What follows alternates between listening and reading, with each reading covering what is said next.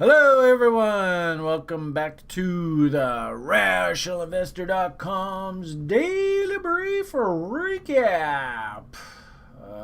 It's a holiday here in North America. Let's just see if YouTube's doing the Rash. Yeah, it is awesome.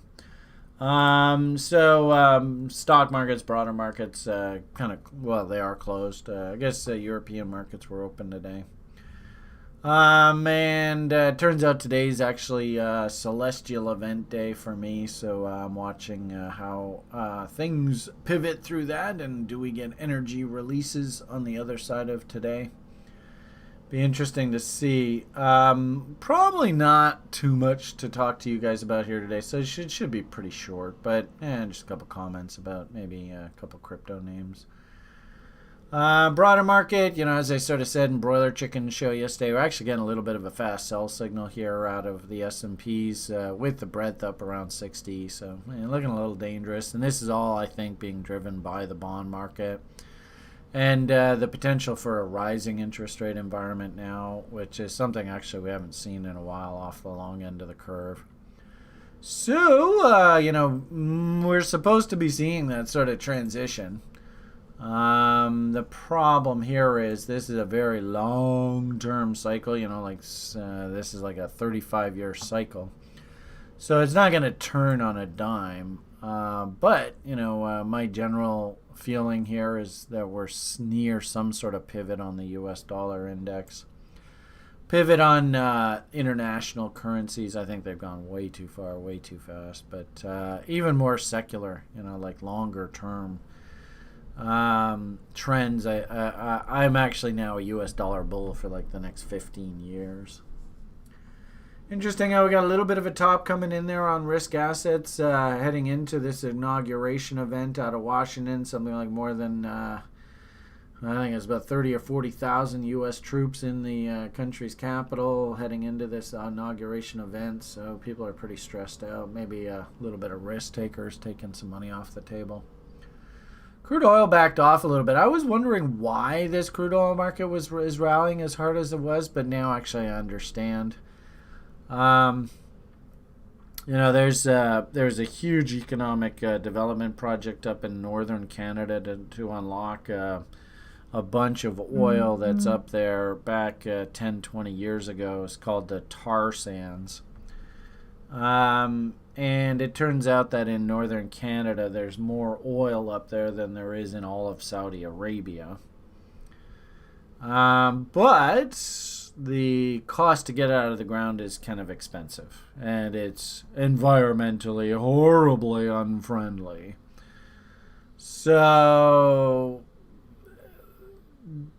I guess under the Trump administration, and generally speaking, the Republican Party, there's emphasis to sort of support energy development and economic development, especially through the states that this pipeline was going to be driven through.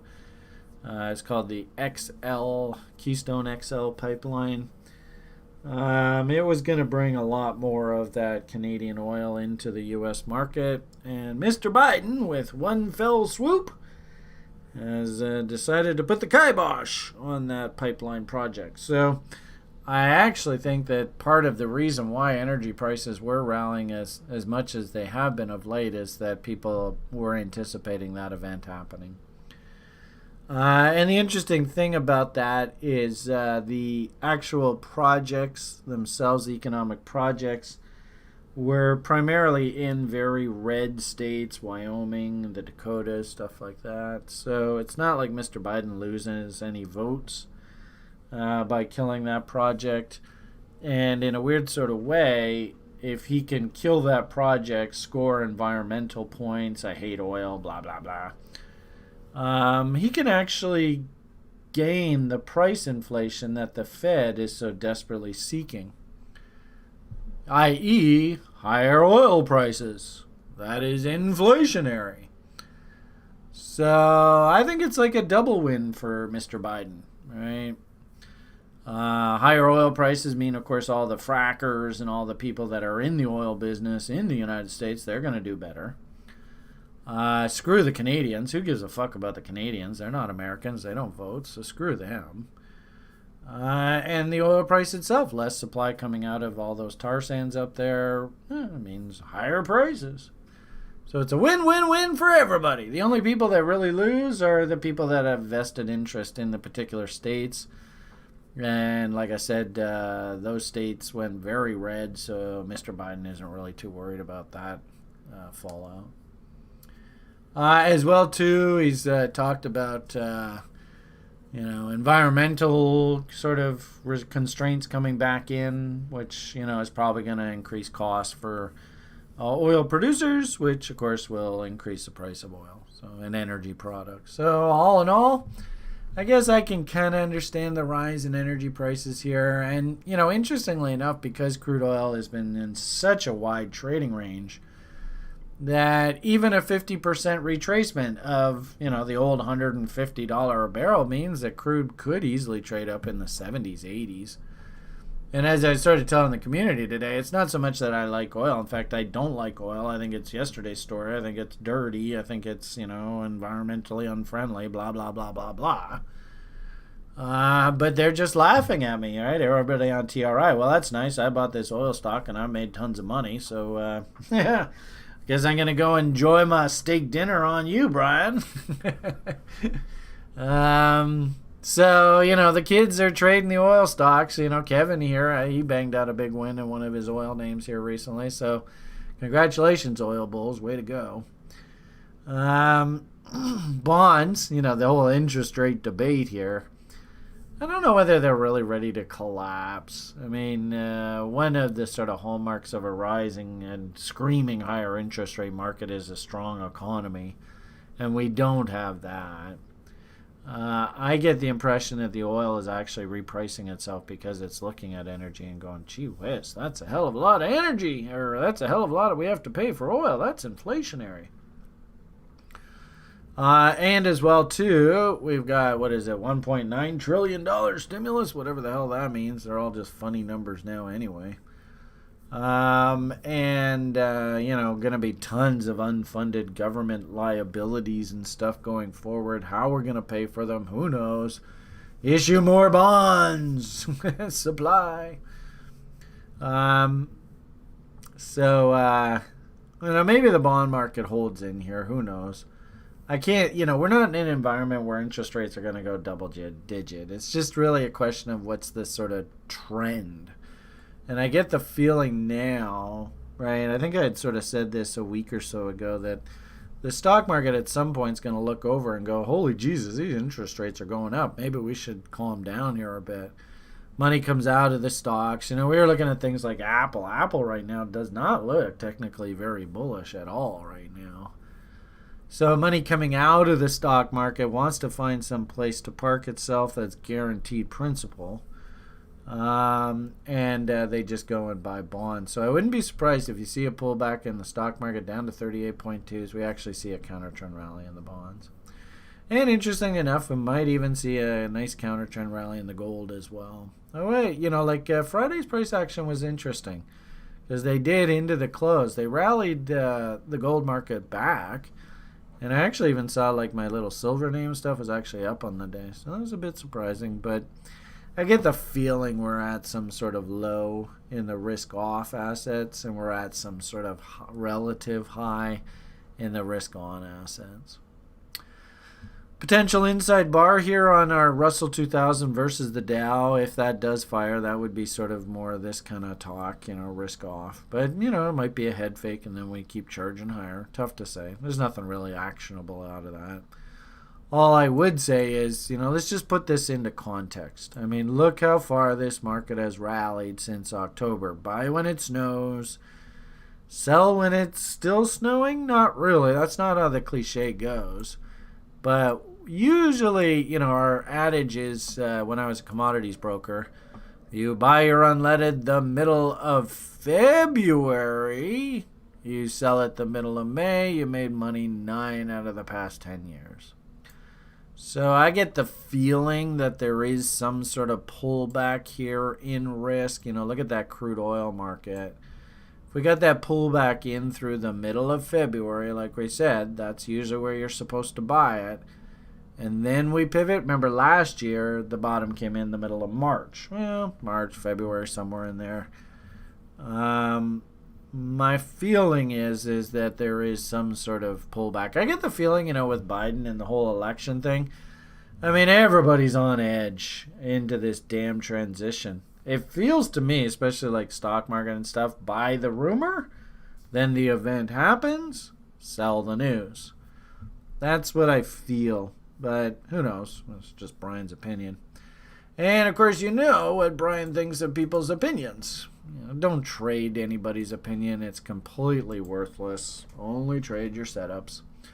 When everything comes in that meets your plan, pull the trigger. If you didn't pull the trigger and it was in your plan, that's actually when I'm upset at my people.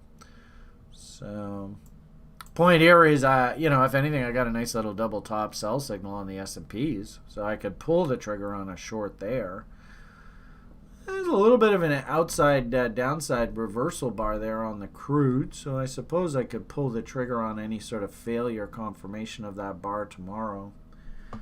There's a little double bottom there potentially forming on the bonds. That's like actionable information, right? You see the setup, you see the W, this thing's come down a long way. Could we get a counter trend rally, yada, yada, yada.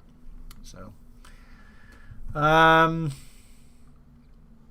I hate to say it, risk is actually looking a bit risky right now.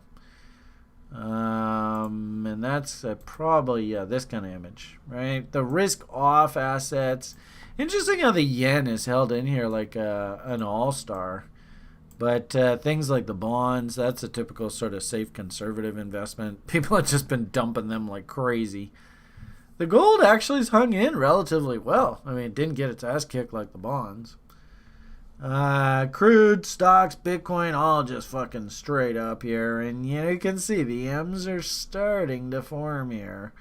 Looks like they actually did form there on the stocks. But, you can see what's happening on Bitcoin. I suppose we'll talk about that in a minute. And, of course, everybody hates when I say, oh, boy, be careful when the market's smiling at you. Usually that means I'm raining on the parade.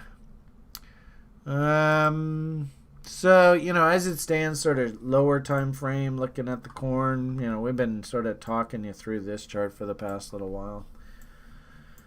I think we have a pretty wild range. I put out tweets, home on the range. Yeah.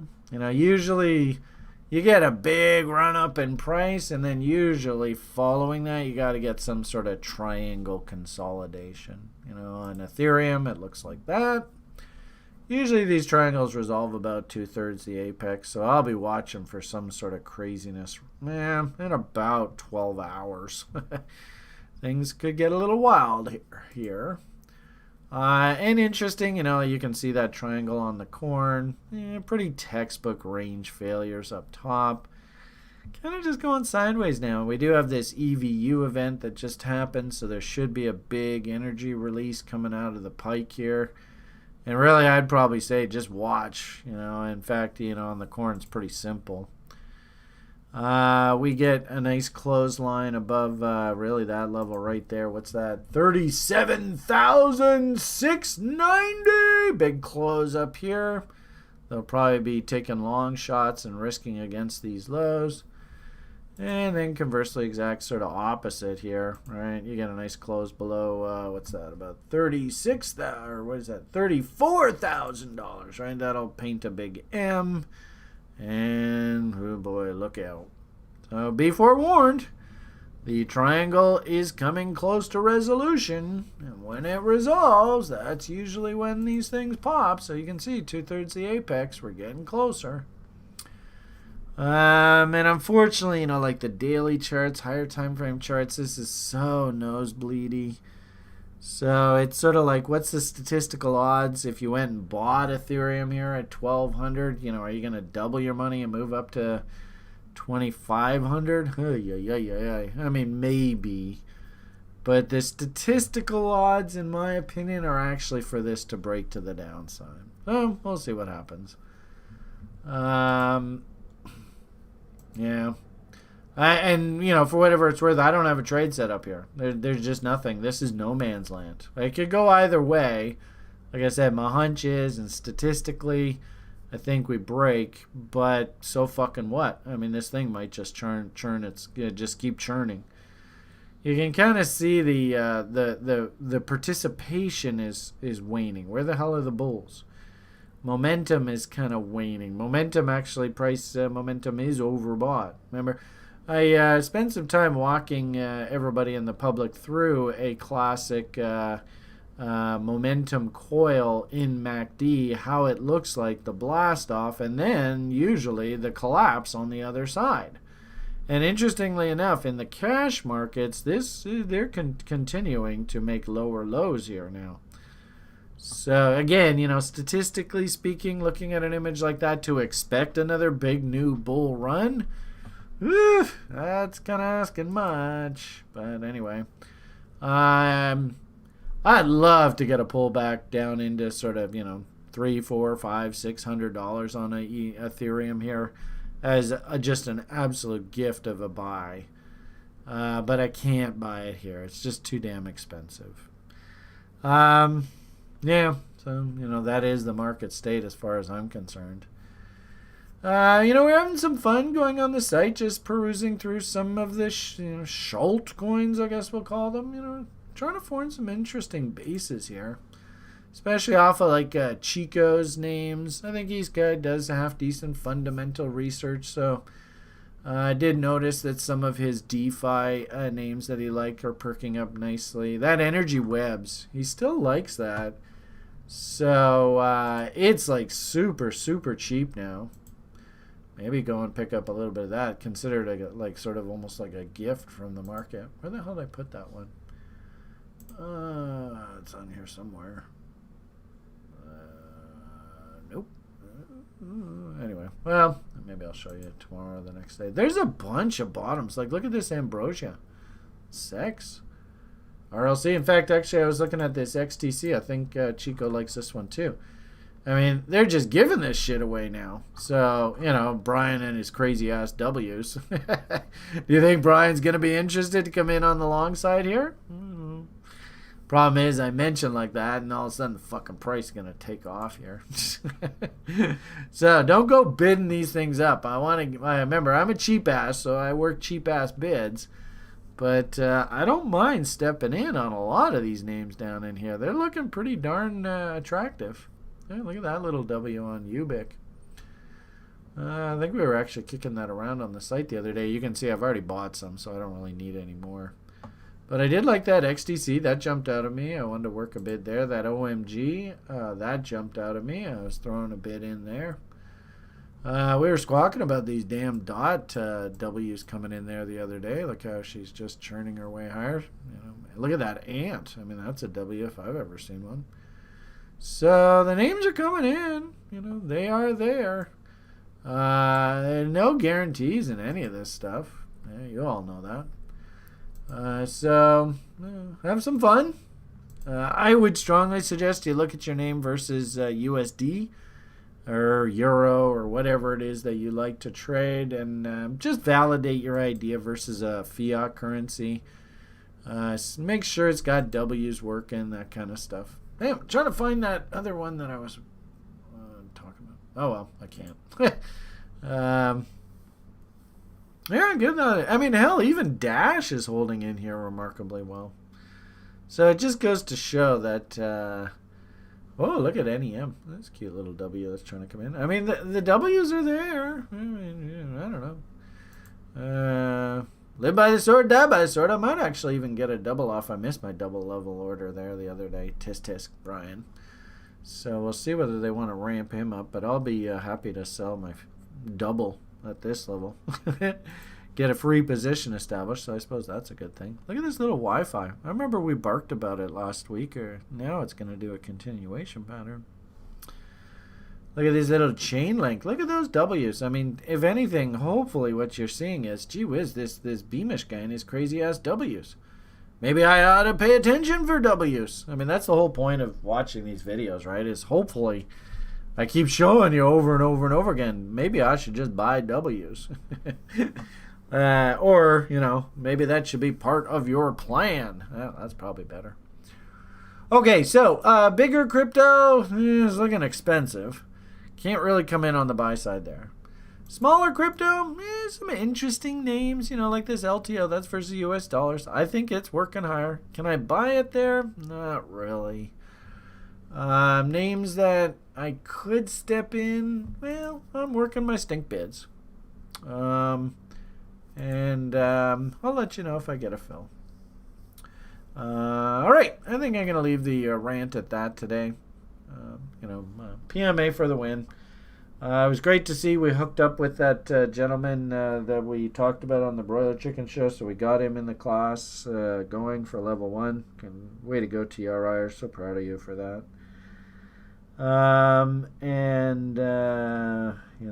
Be careful here through this next week or so, as I always say. But I got a funny feeling we're coming close to the end of this equity rally here. So maybe play the cards a little tight to the chest here. Okay, I think I'll leave the rant at that. Have yourselves a great rest of your day. PMA for the win. All the best, and bye for now.